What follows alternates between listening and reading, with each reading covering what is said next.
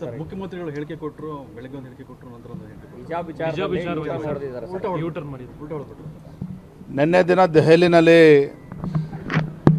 ಪತ್ರಿಕಾಗೋಷ್ಠಿಯನ್ನು ಕೂಡ ನಾನು ಮಾಡಿದ್ದೇನೆ. ರಾಜ್ಯದ ಗೌರವಾನ್ವಿತ ಮುಖ್ಯಮಂತ್ರಿಗಳಿಗೆ ನನ್ನ ಪ್ರಶ್ನೆ ಒಂದೇನೆ, ಯಾಕೆ ಮಕ್ಕಳ ಒಂದು ಭವಿಷ್ಯದ ಬಗ್ಗೆ ಚೆಲ್ಲಾಟವನ್ನು ಆಡ್ತೀರಿ ನೀವು? ಕನಿಷ್ಠ ಶಿಕ್ಷಣ ಕ್ಷೇತ್ರನಾದರೂ ನಿಮ್ಮ ಕೆಟ್ಟ ರಾಜಕಾರಣದಿಂದ ದೂರ ಇಡ್ಬೋದಿತ್ತಲ್ವಾ? ಯಾಕೆ ಇವತ್ತು ಶಾಲೆ ಕಾಲೇಜುಗಳಿಗೆ ಹೋಗ್ತಕ್ಕಂಥ ವಿದ್ಯಾರ್ಥಿನಿಯರ ಮನಸ್ಸಿನಲ್ಲಿ ಜಾತಿಯ ವಿಷಬೀಜವನ್ನು ಬಿತ್ತಕ್ಕಂಥ ಪ್ರಯತ್ನ ನೀವು ಮಾಡ್ತಾ ಇದ್ದೀರಿ.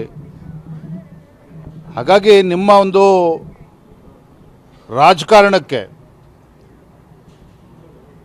ಕಾಲೇಜು ಶಾಲಾ ಮಕ್ಕಳನ್ನು ಎಳೆದು ತರ್ತಕ್ಕಂಥ ಕೆಲಸ ನೀವು ಮಾಡಬೇಡಿ ಅನ್ನೋ ಮನವಿಯನ್ನು ನಾನು ವಿನಯಪೂರ್ವಕವಾಗಿ ನಾನು ಮಾಡಿದ್ದೇನೆ. ಆದರೆ ಸಂತೋಷ, ನಿನ್ನೆ ಮುಖ್ಯಮಂತ್ರಿಗಳು ನಾನು ಹಾಗೆ ಹೇಳೇ ಇಲ್ಲ ಅನ್ನೋ ಮಾತನ್ನು ಕೂಡ ಹೇಳಿದ್ದಾರೆ. ಆದರೆ ರಾಜ್ಯ ಜನ ಎಲ್ಲವನ್ನು ಕೂಡ ಗಮನಿಸಿದ್ದಾರೆ. ಆ ರೀತಿ ನಡ್ಕೊಳ್ಳೋದಿಲ್ಲ ಅಂತೇಳಿ ನಾನಂತೂ ಭಾವಿಸಿದ್ದೇನೆ. ಆದರೆ ಆ ಸಂದರ್ಭ ಸೃಷ್ಟಿ ಆಗಿದ್ದೇ ಆದರೆ ಭಾರತೀಯ ಜನತಾ ಪಾರ್ಟಿ ಈ ವಿಚಾರವನ್ನು ಹಗುರವಾಗಿ ತೆಗೆದುಕೊಳ್ಳೋದಿಲ್ಲ. ಬೀದಿಗಿಳಿದು ಹೋರಾಟ ಮಾಡ್ತಕ್ಕಂಥ ದಿನ ಬಂದರೂ ಕೂಡ ನಾವು ಇಳಿತೇವೆ, ಹೋರಾಟವನ್ನು ಮಾಡ್ತೇವೆ. ಪ್ರಕರಣ ಸುಪ್ರೀಂ ಕೋರ್ಟಲ್ಲಿ ಇದ್ರು ಕೂಡ ಮುಖ್ಯಮಂತ್ರಿಗಳಾದ್ರ ಬಗ್ಗೆ ಒಂದು ಪ್ರಕರಣ ಸುಪ್ರೀಂ ಕೋರ್ಟ್ನಲ್ಲಿದೆ, ಮತ್ತೊಂದು ಕಡೆ ಇಷ್ಟು ಆತುರ ಏನು ನಿಮಗೆ? ಬರಗಾಲದ ಸಂದರ್ಭದಲ್ಲಿ ನಿಮ್ಮ ಆದ್ಯತೆ ರಾಜ್ಯದ ರೈತರಾಗಬೇಕೇ ಹೊರತು ಇವತ್ತು ಹಿಜಾಬ್ ವಿಚಾರ ಯಾಕೆ ನಿಮ್ಮ ಮನಸ್ಸಿಗೆ ಬಂತು ಅಂದರೆ ಒಡೆದಾಳುವ ನೀತಿ. ನೆನ್ನೆ ಇದನ್ನೇ ಹೇಳಿದ್ದೆ ನಾನು. ಯಾವಾಗ ಮುಂದಿನ ಲೋಕಸಭಾ ಚುನಾವಣೆ ಕಾಂಗ್ರೆಸ್ ಪಕ್ಷಕ್ಕೆ ಇಲ್ಲಿ ಒಂದು ಸ್ಥಾನನೂ ಸಿಗೋದಿಲ್ಲ ಅನ್ನೋ ವಾತಾವರಣ ನಿರ್ಮಾಣ ಆಗ್ತಾ ಇದೆಯೋ, ಆತಂಕಕ್ಕೆ ಒಳಗಾಗಿರ್ತಕ್ಕಂಥ ರಾಜ್ಯದ ಕಾಂಗ್ರೆಸ್ ಪಾರ್ಟಿ ಈ ರೀತಿ ಒಂದು ಒಡೆದಾಳ್ತಕ್ಕಂಥ ಒಂದು ನೀತಿಯನ್ನು ಅನುಸರಿಸೋದಕ್ಕೆ ಹೊರಟಿದ್ದಾರೆ. ಇದನ್ನು ಭಾರತೀಯ ಜನತಾ ಪಾರ್ಟಿ ಸುಮ್ಮನೆ ಬಿಡೋದಿಲ್ಲ. ಜಾತಿ ಜನಗಣತಿ ವಿಚಾರ ಈಗ ಮಾಧವಸಭಾ ಅಧಿವೇಶನದಲ್ಲೂ ಕೂಡ ಪ್ರಸ್ತಾಪ ಆಗಿದೆ.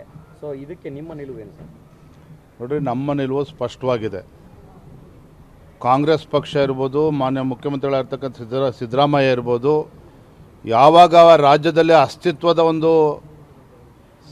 ಅಸ್ತಿತ್ವ ಇಲ್ಲ, ಮುಂದೆ ಚುನಾವಣೆಗಳಲ್ಲಿ ಸೋಲ್ತೇವೆ ಅಂತೀವೋ ಅವಾಗ ಇವರಿಗೆ ವೀರಶೈವ ಲಿಂಗಾಯತ ಪ್ರತ್ಯೇಕ ಧರ್ಮ ನೆನಪಾಗ್ತದೆ, ಹೊಡಿಬೇಕು ಅಂತ ಅನ್ನಿಸ್ತದೆ.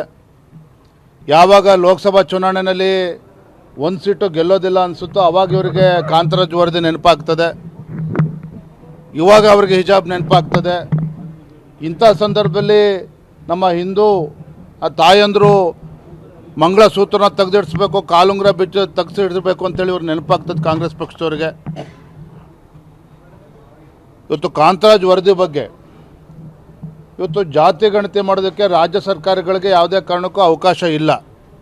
ಆದರೆ ಅವ್ರದ್ದೇ ಆದಂಥ ವಿಶ್ಲೇಷಣೆ ಮಾನ್ಯ ಮುಖ್ಯಮಂತ್ರಿಗಳು, ರಾಜ್ಯ ಸರ್ಕಾರ, ಕಾಂಗ್ರೆಸ್ ಸರ್ಕಾರ ಮಾಡ್ತಾ ಇದೆ. ಆದರೆ ನಮ್ಮ ನಿಲುವು ಸ್ಪಷ್ಟ ಇದೆ.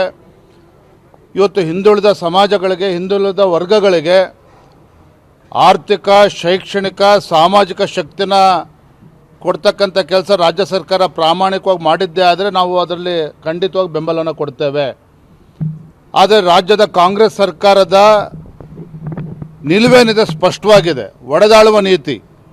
ಅವ್ರು ನಿಜವಾಗ್ಲೂ ಕೂಡ ಪ್ರಾಮಾಣಿಕವಾಗಿದ್ದರೆ ಇಷ್ಟು ವರ್ಷ ಬೇಕಿತ್ತಾಗಿದ್ರೆ. ಹಿಂದುಳಿದ ವರ್ಗದ ಬಗ್ಗೆ ಇವತ್ತು ಮಾತಾಡ್ತಾರಲ್ಲ